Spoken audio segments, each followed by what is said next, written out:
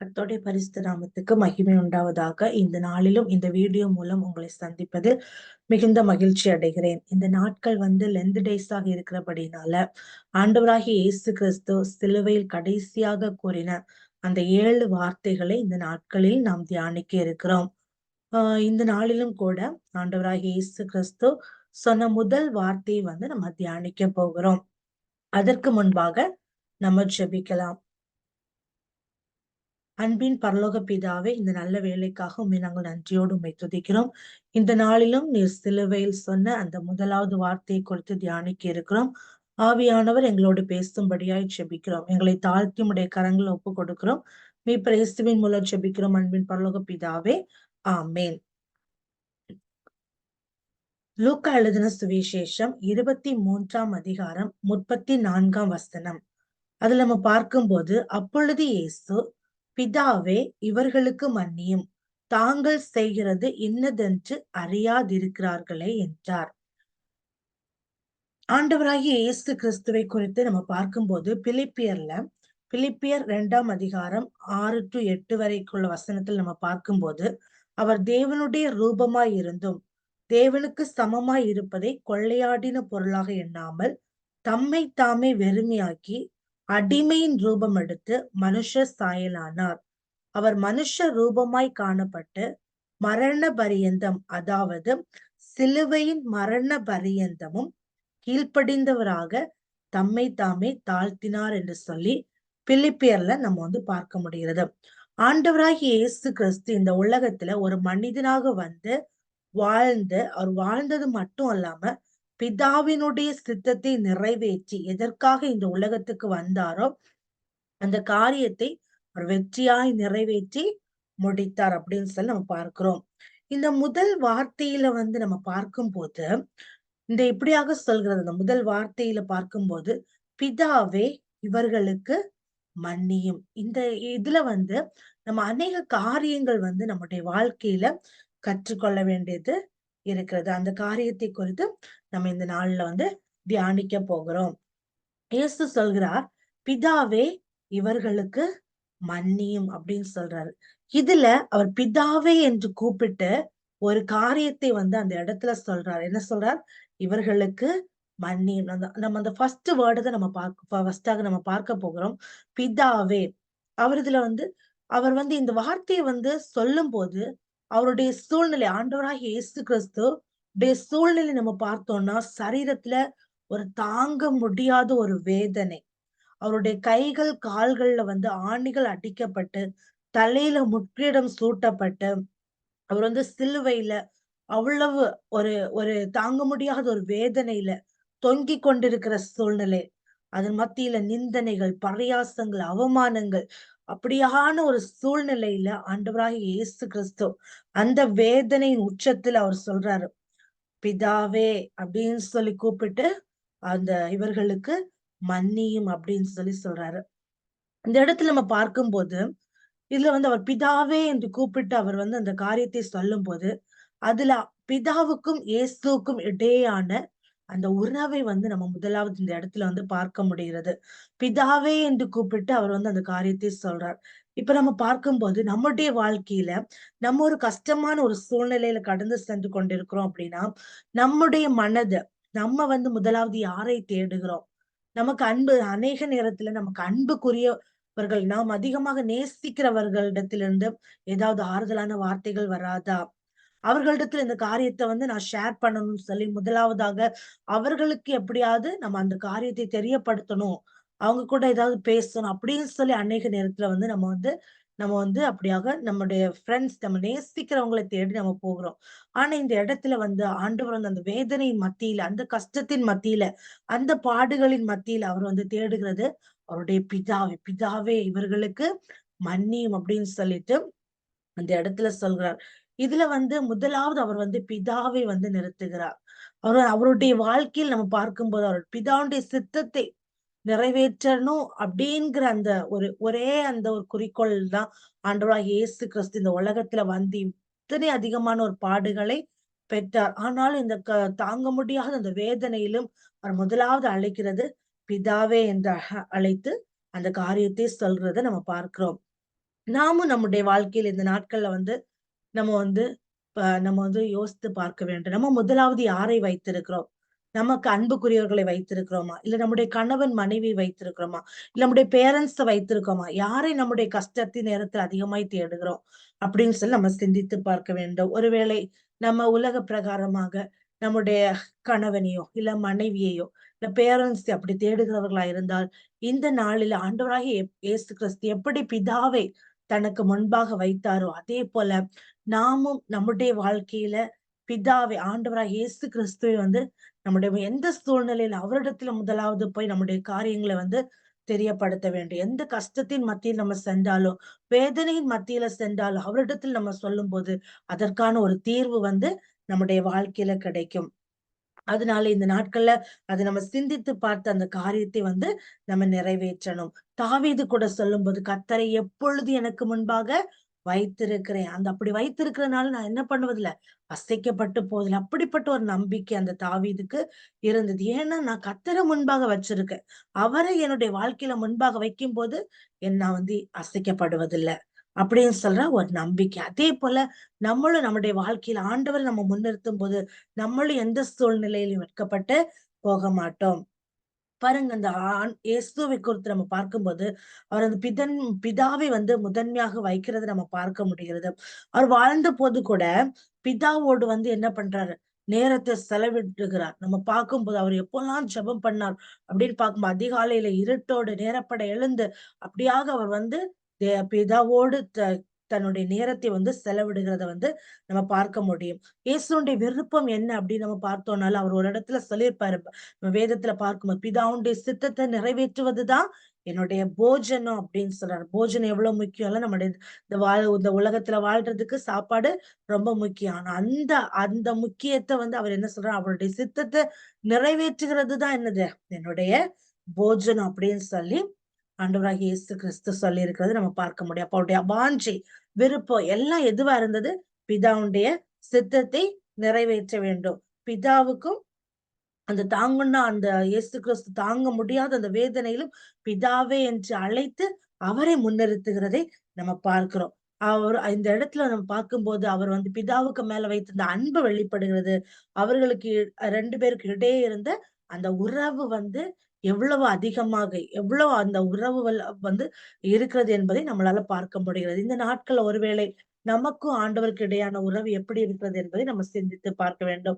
ஒருவேளை நம்முடைய வாழ்க்கையில பிதாவுக்கும் நம்ம ஆண்டவராகிய இயேசு கிறிஸ்துவுக்கு கொடுக்க வேண்டிய நேரத்தை நம்ம கொடுக்க தவறி இருக்கலாம். ஒருவேளை உங்களுடைய கஷ்டத்தின் சூழ்நிலையில, ஒருவேளை உங்களுடைய வேதனையின் சூழ்நிலையில நீங்க வந்து வேதத்த வாசிக்கிறது, இல்ல இன்னும் ஜெபிக்கிறதுல நீங்க வந்து குறைபட்டிருக்கலாம். இந்த நாட்கள்ல ஒரு விஷயத்தை நம்முடைய உறவுகளை வந்து தேவனோடு உள்ள உறவை வந்து நம்ம இந்த நாட்கள்ல நீங்க வந்து அதுல இது பண்ணியிருந்தீங்க அப்படின்னா, அந்த இடத்துல வந்து உங்கள சரி சரி செய்து கொள்ள ஆண்டவர் நமக்கு உதவி செய்வாராக. அடுத்ததாக நம்ம பார்க்கும்போது, பிதாவே இவர்களுக்கு மன்னியும். பிதாவேன்னு சொல்லி கூப்பிட்டு இவர்களுக்கு இவர்களுக்கு எவர்களுக்கு அங்க இருந்த ஜனங்கள், இவரை காயப்படுத்தின ஜனங்கள், அவரை கஷ்டப்படுத்தின ஜனங்கள், ஏளனமாய் பேசின ஜனங்கள், அந்த பரியாசமாக நிந்தித்த ஜனங்கள், அந்த ஜனங்களுக்காக அவர்களை என்ன செய்யணுமா? மன்னியும் அப்படின்னு சொல்லி சொல்றத பார்க்கிறோம். பாருங்க இவர்களுக்கு அப்படின்னு சொல்லும்போது, தா அவர் வந்து தாங்க முடியாத ஒரு வேதனையில இருக்கிறாரு. அவரால அந்த கஷ்டத்தின் சூழ்நிலையில அவர் வந்து தன்னை குறிச்சு அவர் இது பண்ணல. ஆமா. அங்க இருக்கிற ஜனங்கள், தன்னை காயப்படுத்தின ஜனங்கள், தன்னை கஷ்டப்படுத்தின ஜனங்கள், அவர்களுக்காக அந்த இடத்துல வந்து ஒரு ஜெபத்தை பண்ணுகிறார். எப்படி பண்ணுகிறார் அப்படின்னா, ஒரு பரிந்து பேசுகிறார். ஆண்டவராகிய இயேசு கிறிஸ்துவினிடத்தில் இந்த வேதனையின் மத்தியில அவர் வந்து அந்த ஜனங்களுக்காக, தன்னை காயப்படுத்தின ஜனங்களுக்காக, அவர் அந்த இடத்துல வந்து பரிந்து பேசுகிறத வந்து நம்ம பார்க்க முடிகிறது. அவர் எப்படி சொல்றார் அப்படின்னா, இவர்கள் தாங்கள் செய்கிறது இன்னதென்று அறியாதிருக்கிறார்களே அப்படின்னு சொல்லி அவர்களுக்காக பரிதபிக்கிறதை நம்ம பார்க்க முடிகிறது. ஒருவேளை ஏசப்பா இப்படி நினைச்சிருப்பான்னு நீங்க வந்து இமேஜின் பண்ணிக்கோங்களேன்.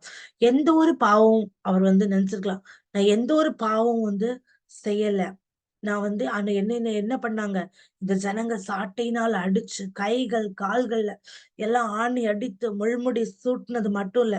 சிலுவையில அடித்து இதுல எத்தனையோ ஜனங்கள் என்னுடைய நன்மை அவங்க சரீரத்துல வந்து நன்மையை பெற்றிருப்பாங்க. ஆனாலும் இவர்களுக்கு கண்கள் திறக்கப்படலையே அப்படின்னு சொல்லிட்டு அவர் அந்த இடத்துல வந்து பரிதபிக்கிறத வந்து நம்ம இந்த இடத்துல வந்து பார்க்கிறோம். அதனால நான் இவங்கள மன்னிச்சிட்டேன்ப்பா. நீங்க என்ன பண்ணுங்க? இவங்கள மன்னிச்சிடுங்க. இவங்களுக்கு தெரியல. அவங்க என்ன பண்றாங்க? தாங்க செய்யறது என்னதுன்னு அவங்க தெரியாம அவங்க செஞ்சுட்டு இருக்காங்கப்பா. அதனால நான் இவங்கள மன்னிச்சுட்டேன்ப்பா. நீங்களும் என்ன பண்ணிடுங்க? இவங்கள வந்து மன்னிச்சிடுங்க அப்படின்னு சொல்லிட்டு அந்த இடத்துல வந்து பரிந்து பேசுகிறத நம்ம பார்க்கிறோம். மத்தேயு எழுதின சுவிசேஷம் 4ஆம் அதிகாரம் வசனங்கள் 44, 45 நம்ம பார்க்கும்போது ஆண்டவர் வந்து ஜனங்களுக்கு அந்த இடத்துல வந்து போதிக்கிறத வந்து தன்னுடைய வாழ்க்கையில அந்த கஷ்டத்தின் நேரத்துல வந்து அந்த இடத்துல வந்து அவர் செயல்படுத்துகிறத வந்து நம்மளால பார்க்க முடியும். அநேக நேரத்துல வந்து நம்ம வந்து கஷ்டத்தின் நம்ம ஈஸியாக ஒருத்தருங்க வந்து கஷ்டமான ஒரு பாதையில அவங்க சென்று கொண்டிருக்கிறாங்க அப்படின்னா என்ன பண்ணுவோம் அப்படின்னா ஈஸியா நம்ம அட்வைஸ் பண்ணிடுவோம். அவங்களுக்கு நம்ம வந்து ஈஸியா இப்படி பண்ணுங்கன்னு சொல்லிடுவோம். ஆனா அந்த கஷ்டம் நம்முடைய வாழ்க்கையில வரும்போது நம்ம வந்து எப்படி அந்த காரியத்தை ஃபேஸ் பண்ணுவோம். சில நேரத்துல மற்றவங்களுக்கு ஈஸியா நம்ம அட்வைஸ் பண்ணிடுவோம். ஆனா நம்முடைய வாழ்க்கையில வந்து அதை நம்ம செய்யாம நம்ம போயிடுவோம். ஆனா ஆண்டவராகிய இயேசு கிறிஸ்து அந்த கடின பாதையின் மத்தியில அந்த கஷ்டத்தின் மத்தியில அவர் சொன்ன அந்த காரியத்தை அந்த இடத்துல வந்து அவர் வந்து செயல்படுத்துகிறத நம்ம பார்க்க முடியும். அந்த வசனங்கள்ல பார்க்கும்போது இப்படியாக சொல்றாரு. உங்கள் சத்துருக்களை என்ன பண்ணுங்க? சிநேகியுங்கள். உங்களை சபிக்கிறவர்களை ஆசீர்வதியுங்கள். உங்களை பகைக்கிறவர்களுக்கு நன்மை செய்யுங்கள். உங்களை நிந்திக்கிறவர்களுக்காகவும், உங்களை துன்பப்படுத்துகிறவர்களுக்காகவும் ஜெபம் பண்ணுங்கள் அப்படின்னு சொல்றாரு.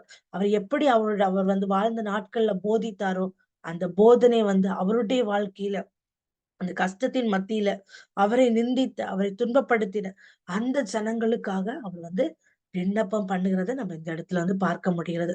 இப்படி செய்கிறதுனால நீங்கள் பரலோகத்தில் இருக்கிற உங்க பிதாவுக்கு புத்திரராய் இருப்பீர்கள் அப்படின்னு சொல்லி வேதம் சொல்லுகிறது. நாம் பிதாவுக்கு புத்திரராய் இருக்க வேண்டும் அப்படின்னா நம்ம வந்து எல்லாருக்காகவும் நம்ம கஷ்டப்படுத்தி இருக்கலாம் ஒருவேளை, நம்மளை காயப்படுத்தி இருக்கலாம், நம்மள வந்து தேவையில்லாத காரியங்களை சொல்லி இருக்கலாம், தேவையில்லாத காரியங்களை வந்து நம்முடைய வாழ்க்கைக்கு எதிராக செய்திருக்கலாம், நம்முடைய ஆசீர்வாதங்களை தடை பண்ணி இருக்கலாம். எப்படிப்பட்ட காரியங்களாக இருந்தாலும் சரி, அவங்களுக்காக நம்ம வந்து பரிந்து பேசுகிற அந்த இருதயம் வந்து நம்ம ஆண்டோடைய சமூகத்துல இந்த நாட்கள்ல கேட்க வேண்டும். நம்ம அநேக ஜனங்கள் வந்து இன்னும் ஆண்டவர வந்து ஏற்றுக்கொள்ளாம இருக்கிறாங்க. மற்ற ஜனங்களுக்காக நம்ம ஆண்டவருடைய அன்பை பெற்றுக்கொண்டோம். இன்னும் எத்தனையோ ஜனங்கள் இன்னும் அவங்களுக்கு தெரியல.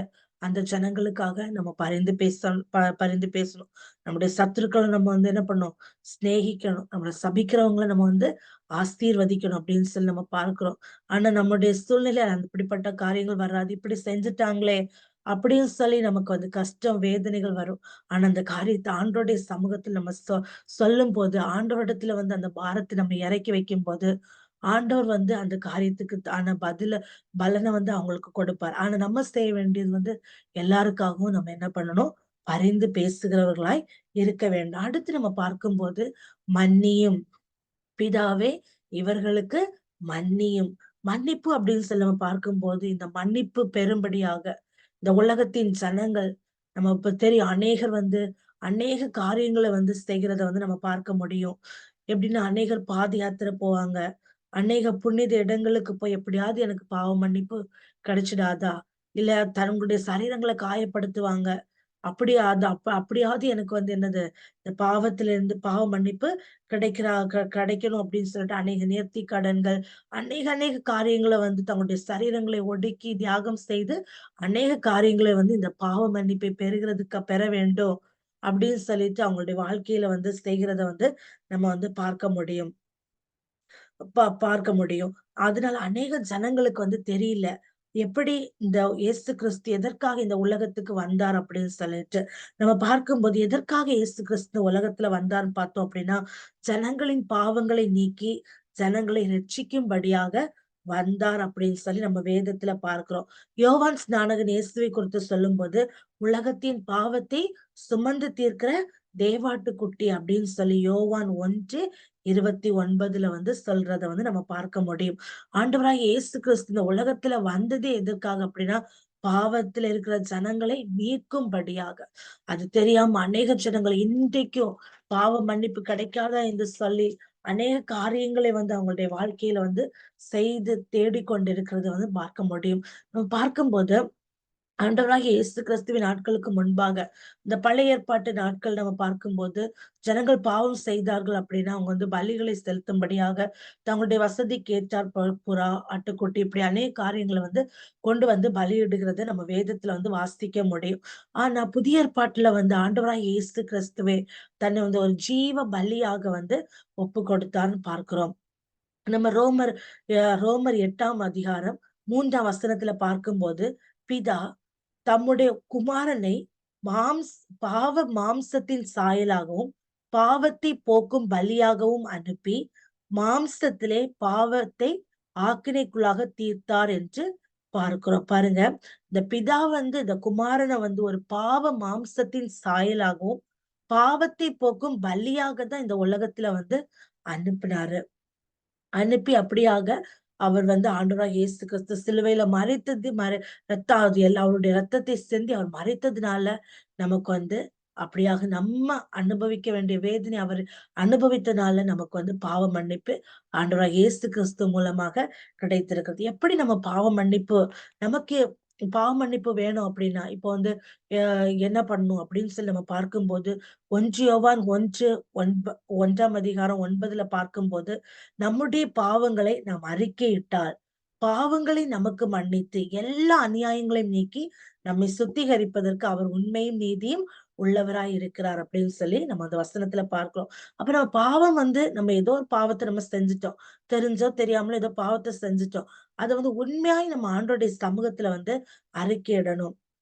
அநேக நேரங்கள்ல பார்க்கும்போது அது நம்ம மனிதர்களிடத்துல போய் அறிக்கை எடுக்கிறதுனால ஒரு பிரயோஜனமும் இல்லை. அவங்க என்ன பண்ணுவாங்க, இவங்க இந்த மாதிரி தப்பு பண்ணிட்டாங்கன்னு சொல்லி இன்னும் 4 பேர்கிட்ட போய் சொல்லுவாங்க. அந்த 4 பேரு இன்னும் 4 பேர்கிட்ட சொல்லுவாங்க. அப்படி ஸ்ப்ரெட் ஆயிட்டே இருக்கும். ஆனா ஆண்டவரிடத்துல போய் நம்ம சொல்லும் போது அந்த பாவத்துல இருந்து நமக்கு மன்னிப்பு கிடைக்கிறது. அந்த பாவத்துல இருந்து நமக்கு ஒரு உண்மையாய் நம்ம அந்த இடத்துல அறிக்கையிட்டோம் அப்படின்னு அறிக்கையிட்டு இந்த பாவத்தை செய்யாம என்னை பாதுகாத்து கொள்ளுங்க அப்படின்னு சொல்லும்போது அது ஒரு முழுமையான ஒரு விடுதலை நம்ம பெற்றுக்கொள்ள முடியும். ஆண்டவராகிய இயேசு கிறிஸ்துவனிடத்துல மட்டும்தான் அந்த பாவ மன்னிப்பை பெற முடியும். அவர்தான் இந்த உலகத்துல தன் ஜீவ பலியாக ஒப்பு கொடுத்ததுனால அவர் மூலமாய் நம்ம பாவ மன்னிப்பை பெற முடியும். பாவத்திலிருந்து மன்னிப்பு பெற முடியும். இது நம்ம புரிந்து கொள்ள வேண்டும். ஒருவேளை நீங்க ஏதாவது பாவத்துல அடிமையா இருந்தீங்க அப்படின்னா உங்களுடைய காரியங்களை ஆண்டோடைய சமூகத்தில் நீங்க அப்படியாக சொல்லி அறிக்கையிடும் போது அவர் உங்களுடைய பாவங்களை நீக்கி அப்படியாக உங்களை சுத்திகரிக்கிறதுக்கு அவர் வல்லமையுள்ள தேவனாய் இருக்கிறார். அடுத்து நம்ம பார்க்கும்போது இந்த பாவத்திலிருந்து விடுபடும் போது நம்முடைய வாழ்க்கையில என்ன நடக்கிறது அப்படின்னு சொல்லி நம்ம பார்க்க போறோம். அநேக காரியங்களை குறித்து சொல்லலாம். ஆனால் ஒரு காரியத்தை உங்களோட சொல்லி அப்படியாக நம்ம ஜெபிக்க போகிறோம். மார்க் எழுதின சுவிசேஷம் 2ஆம் அதிகாரம் 5ல பார்க்கும்போது மார்க் எழுதின சுவிசேஷம் 2ஆம் அதிகாரம் 5ஆம் வசனத்துல பார்க்கும்போது திமிர்வாதக்காரனை நோக்கி, மகனே உன் பாவங்கள் உனக்கு மன்னிக்கப்பட்டது என்றார். அந்த அதிகாரத்தை நான் வாசிக்கிறேன். மார்க் எழுதின சுவிசேஷம் 2ஆம் அதிகாரம் வாசிக்கிறோம். ஜன கூட்டத்தின் நிமித்தம் அவருக்கு சமீபமாய் சேரக்கூடாமல் அவர் இருந்த வீட்டின் மேற்கூரையை பிரித்து திறப்பாக்கி திமிர்வாதக்காரன் கிடக்கிற படுக்கையை இறக்கினார்கள். இயேசு அவர்கள் விசுவாசத்தை கண்டு திமிர்வாதக்காரனை நோக்கி, மகனே உன் பாவங்கள் உனக்கு மன்னிக்கப்பட்டது என்றார். அதுக்கு அடுத்து நம்ம கீழே பார்க்கும்போது 10ஆம் வசனத்துல பூமியிலே பாவங்களை மன்னிக்க மனுஷகுமாரனுக்கு அதிகாரம் உண்டென்பதை நீ அவங்க அறிய வேண்டும் அப்படின்னு சொல்லி திமிர்வாதக்காரனை நோக்கி, நீ எழுந்து உன் படுக்கை எடுத்துக்கொண்டு உன் வீட்டுக்கு போய் என்று உனக்கு சொல்கிறேன் என்றார். உடனே அவன் எழுந்து தன் படுக்கை எடுத்துக்கொண்டு எல்லாருக்கும் முன்பாக போனான். அப்பொழுது எல்லாரும் ஆச்சரியப்பட்ட நாம் ஒரு காலம் இப்படி கண்டதில்லை என்று சொல்லி தேவனை மகிமைப்படுத்தினார்கள். பாருங்க, ஒரு நடக்க முடியாத ஒரு திமிர்வாத காரனை ஜனங்கள் என்ன பண்ணா தூக்கி கொண்டு அவங்க கூட்டம் மிகுதியா இருந்ததுனால இந்த வீட்டுக்கு மேற்கூரையை பிரித்து அந்த மனுஷனை அந்த படுக்கையோடு உள்ள இறக்குறாங்க. அந்த படுக்கையோடு உள்ள இருக்கிற மனுஷனை பார்த்து ஆண்டவர் சொல்றார், மகனே உன் பாவங்கள் என்ன பண்ணுச்சு மன்னிக்கப்பட்டது அப்படிதான் சொல்றார். இல்ல உன் வியாதி நீங்க சுகமாயிரு அப்படின்னு சொல்லல. இந்த மனிதனை பார்த்து சொல்றாரு, உன் பாவங்கள் உனக்கு மன்னிக்கப்பட்டது. பாவங்களை பாவங்கள் மன்னிக்கப்பட்ட உடனே அந்த மனுஷனுடைய வாழ்க்கையில அதுவரை செயல்படாதிருந்த அவனுடைய கைகள் கால்கள், அது வரைக்கும் படுக்கையில் இருந்த அந்த மனிதன் அந்த இடத்துல வந்து எழுந்து படுக்கை எடுத்துக்கொண்டு அவனுடைய வீட்டுக்கு போகிறதை வந்து பார்க்க முடிகிறது.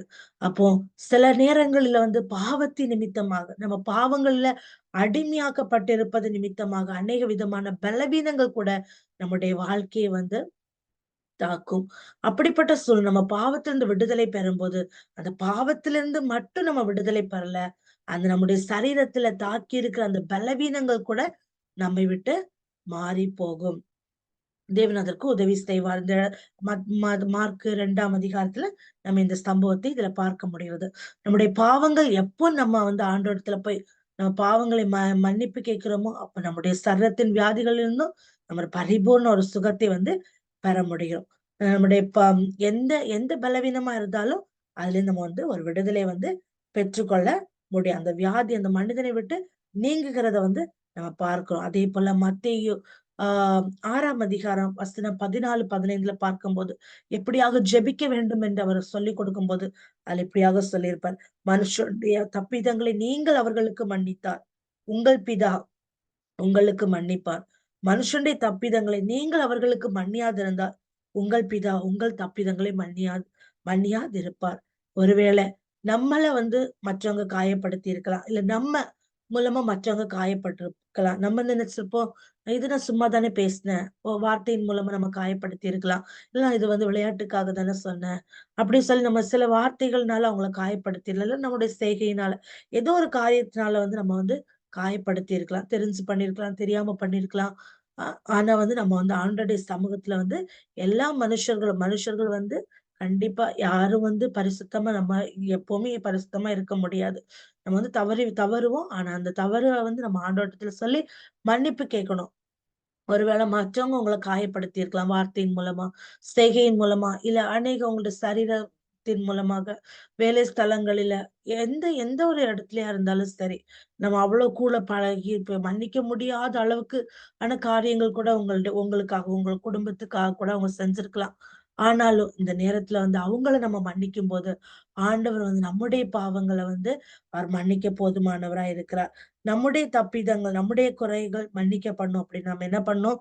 நாம வந்து மற்றவங்களுடைய குறைகள வந்து மன்னிக்கணும். இந்த நாள்ல அதுதான் நம்ம கேட்க போறோம். ஆண்டவரே, எனக்கு அந்த மன்னிக்கிறதான இருதயத்தை தாங்க. நீங்க அந்த வேதனை சூழ்நிலையில எப்படி அந்த ஜனங்கள உங்கள காயப்படுத்தினவங்கள, உங்கள துன்பப்படுத்தினவங்கள, உங்கள நிந்தித்தவங்கள, பரியாசம் பண்ணவங்கள நீங்க மன்னிச்சீங்களோ? பார்த்தீங்க அப்படின்னா, ஆண்டவர் வந்து இந்த உலகத்துல வாழ்ந்தபோது நன்மை செய்கிறவராக சுற்றித் திரிந்தார்ன்னு நம்ம பார்க்கிறோம். அப்ப அவரு கிட்ட இருந்து நன்மையை பெற்ற ஜனங்கள் எத்தனை பேர் இருந்திருப்பாங்க.